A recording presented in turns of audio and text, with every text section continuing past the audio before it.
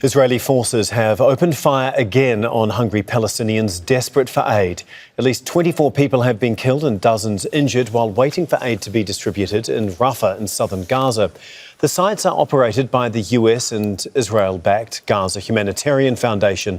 It is the fourth day in a row that people queuing for food assistance have been attacked by Israeli forces. UN Secretary-General Antonio Guterres has called for an independent investigation.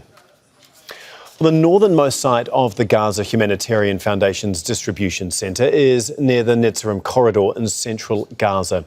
There are 3 GHF sites operating in the south. Now, the UN has described the aid entering Gaza as a trickle and nowhere near enough to starve off famine. Well, for more on this, we're joined now by Dr. Bassam Zaqout. He's the director of the Palestinian Medical Relief Society. He joins us from Gaza City. Thanks very much for being with us once again, Doctor. As I mentioned, these aid distribution sites, they have been called a death trap by the UN. The fourth day in a row, Palestinians have been killed. How would you describe them?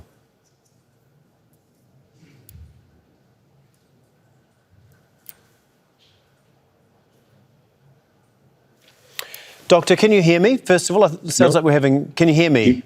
Great. Yes. OK, fantastic. I'll just ask that question again. I mean, these aid distribution sites, they've been called a death trap by the UN. How would you describe them? Same. It's a death trap, honestly. It's an inhuman act for a human process of distributing aid. It's using weapons against civilians. I think it's included 3 war crimes in the available mechanism. It's included 3 war crimes. First of all, using starvations as a mechanism of warfare. It's already a war crime described by International Criminal Court. Also, inhuman actions, it's a war crime against civilians, and shooting towards civilians directly while waiting for aid, it's a war crime. So this is the right descriptions. In my understanding, and for all people to know, that there is no mechanism of aid distribution, there is no identification of eligibility criteria that to be sent for people who is eligible for aid today. There is no distribution. So people who have the strength and the power to go there and wait, he can reach this aid. The other people cannot reach. So for me, it seems that same group of peoples are going to aid every morning in the distribution aids, waiting for aid. The lucky of them can return with aid, with food aid, and the unlucky of them can have injured wounds, might be died. This is what is happening with this mechanism. Yes, well, the Israeli military has just said it fired shots near the distribution site, but it also said its forces do not prevent Gaza residents from reaching these sites. I mean, don't those two things completely contradict each other, though? Yes, but in Gaza, this is the only mechanism available for people, with the continuation of border closing and not allowing for aid to come into Gaza. And there is no other mechanism in the ground. In fact, most of the international organizations used to distribute aid. Now they don't have any of goods in their warehouses to distribute. So they are also ongoing fight against international community against distribution from the Israel and from the USAID itself.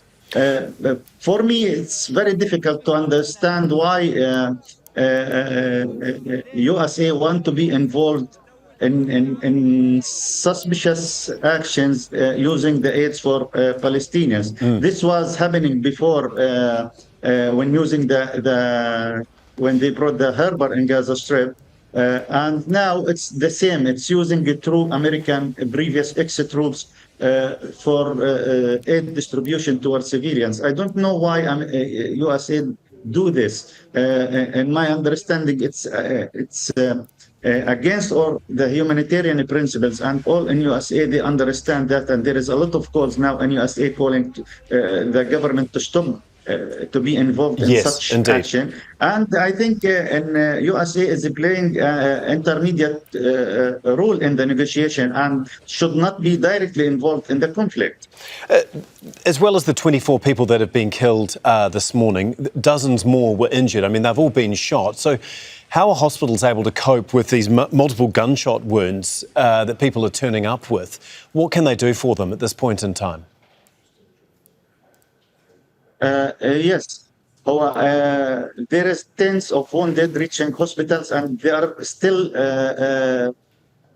new wounded are reaching now the hospital. The problem that it's a gunshot injury, which required as immediate intervention or first aid intervention. It's required the blood transfusion. So there is already not enough blood to do the transfusion required for all the injured. And there is a call now in the hospital for people to donate more blood.